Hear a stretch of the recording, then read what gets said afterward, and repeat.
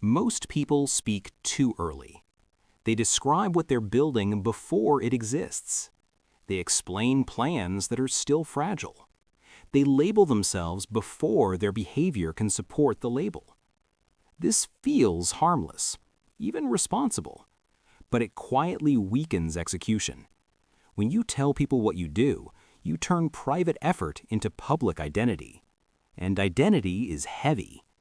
Once something is named out loud, it invites reaction, curiosity, approval, doubt, advice you didn't ask for. None of this helps the work. It only adds noise around something that needs quiet. Responsibility begins with understanding this difference between doing something and talking about doing something. They feel similar in the moment. They are not. Talking creates a sense of progress without the cost of effort. It gives the mind a small reward before anything has been earned. This is not a moral failure. It's a predictable response. The brain treats recognition as completion, even when nothing is finished. So when you explain what you do or what you're becoming, part of you relaxes. The pressure drops, the urgency softens, and the work loses some of its edge. Responsibility doesn't forbid speech. It asks for timing. Some things need to stay unnamed until they are stable. Not secret, unexposed. Because early exposure creates interference. You start adjusting your behavior to protect an image instead of to improve the work. You choose actions that look consistent instead of actions that are effective. This shift is subtle, but it matters. The moment other people know what you do, you inherit expectations, even neutral ones. You begin to feel watched even when no one is watching.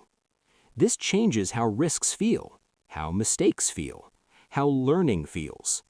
You become cautious earlier than necessary. Responsibility, when handled well, protects the work from this pressure. It keeps effort private until results can speak without explanation. Most people don't fail because they lack talent. They fail because they dilute attention. They divide energy between progress and presentation, between improvement and explanation. Talking feels productive. It fills space. It makes the day feel accounted for, but it doesn't move the work forward. Responsibility is the decision to let progress remain invisible for a while. Not because you're hiding, because you're building. There is a kind of discipline that looks like silence, not withdrawal, restraint. You don't need validation for something unfinished. You need time with it. When you stop telling people what you do, something changes internally. Your standard becomes private. Your motivation becomes cleaner. You work because the work needs doing, not because it supports a story about who you are. This removes a layer of self-consciousness. You stop performing your own life. Responsibility, in this sense, is choosing substance over signal, letting actions accumulate quietly until they no longer need explanation. This is uncomfortable at first. Silence feels like stagnation to people who are used to announcing progress. But it isn't stagnation. It's concentration. And concentration is rare. When your effort stays private, you can change direction without embarrassment. You can admit confusion without defending an image. You can be a beginner without having to explain why. This freedom matters. Most people lose it the moment they speak too soon. Responsibility is not about withholding truth. It's about protecting process. Some things should only be spoken once they can stand on their own. Until then, they require care, patience, and quiet, not commentary. This is not a rule. It's an observation. The less you explain yourself, the energy stays where it belongs, on the work. And work that is allowed to develop without interference tends to become something that no longer needs to be described. Most people learn this through experience, not instruction. You don't wake up one day understanding responsibility. You arrive there after repeating the same small mistakes long enough to see the pattern. You notice that when certain things are handled daily, life feels manageable. Not easy, manageable. And when they aren't, everything feels slightly unstable. You don't always know why, you just feel it. You feel it when your mind jumps too quickly between tasks, when your body feels tired without having done much, when your days feel full but unproductive. This is not a character flaw, it's feedback. Lived experience teaches you that some things don't wait patiently. They respond immediately to neglect. Take attention. When it's not directed, it fragments. You start many things and finish few. Your thinking becomes shallow, not because you're incapable, but because nothing holds long enough. Or consider energy. When sleep, movement, and rest are treated casually, everything else demands more effort than it should. You push harder just to maintain the same output. Time behaves the same way. Unstructured time feels open at first, then it starts disappearing. At the end of the day, you're unsure where it went, only that it's gone. These lessons aren't philosophical, they're practical. You don't need theory to understand them. You only need to pay attention to how your life responds. Daily responsibility doesn't come from discipline manuals. It comes from noticing what happens when you stop managing the basics. People often resist this because it feels limiting. They associate daily structure with loss of freedom. But lived experience suggests the opposite. When you don't manage yourself, your life manages you. Other people's priorities take the lead.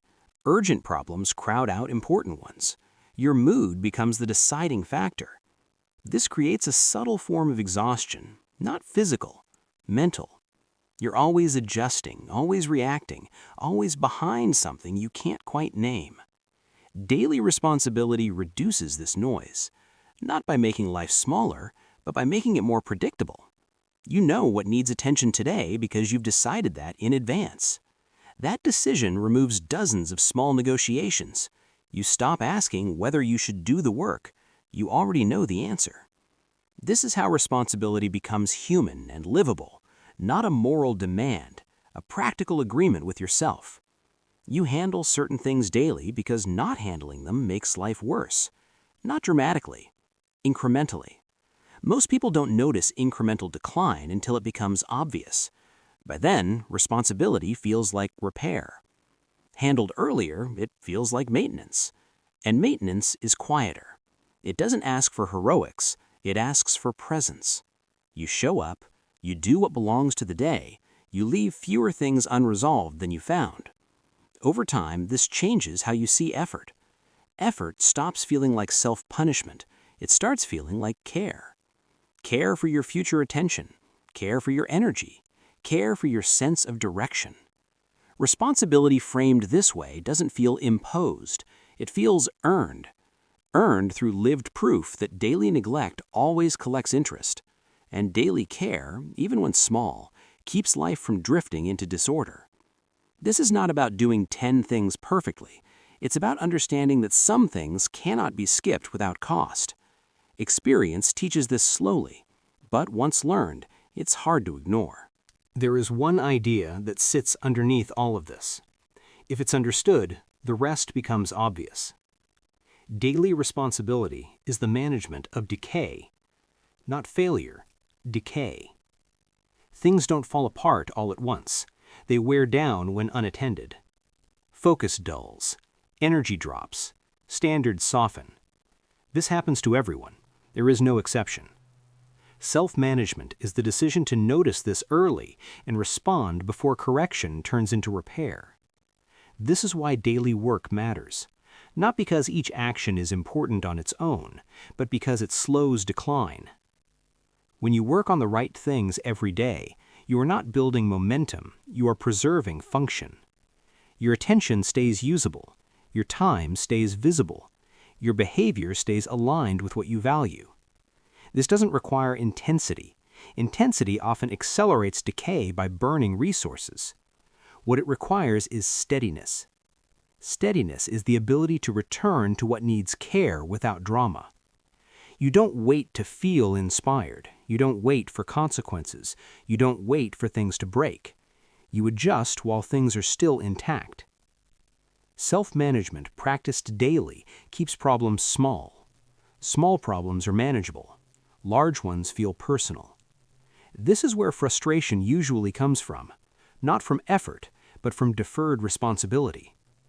When days pass without maintenance, life demands correction in bulk.